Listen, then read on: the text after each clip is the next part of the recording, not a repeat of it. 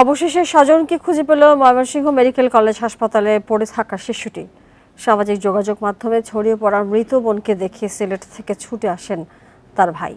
তবে 15 মাসের শিশুটিকে নিয়ে পড়েছেন বিপাকে। হাসপাতাল কর্তৃপক্ষ জানিয়েছেন, শিশুটি তার মামাকে চিনতে না পারায় হস্তান্তর প্রক্রিয়া চলছে আইনগতভাবে।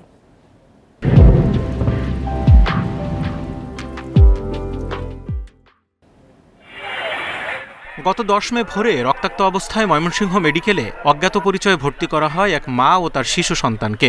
পরদিন মায়ের মৃত্যু হলে পরিচয়হীন শিশুটির ছবি ছড়িয়ে পড়ে সামাজিক যোগাযোগ মাধ্যমে। 3 দিন পর শিশুটির মামা সিলেট থেকে আসেন ময়মনসিংহে। জানান, প্রথম স্বামীর সাথে বিচ্ছেদের পর 3 বছর আগে অভিমানে বাড়ি ছাড়েন বোন জায়েদা। মাঝে মধ্যে কথা হলেও দ্বিতীয় বিয়ের কোনো তথ্য জানতেন না তারা। তারপরে আমি বিদেশ চলে যাই, তারপরে বোনটা মনে করেন ঢাকা শহরে আসে পরে চাকরির জন্য। হাসপাতালে আসার পর 15 মাসের শিশুটিকে বুকে তুলে নেন মামা, কিন্তু অপরিচিত হওয়ায় তার কাছে যাচ্ছে না শিশুটি।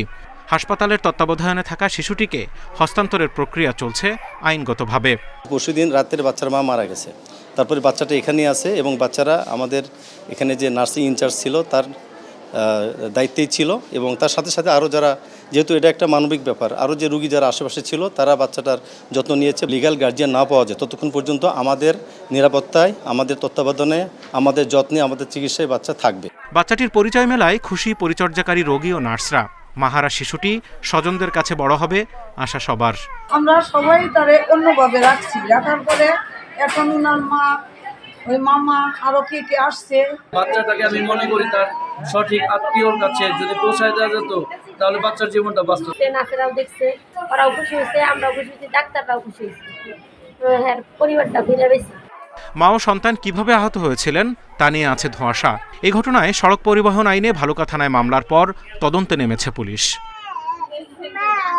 Independent news.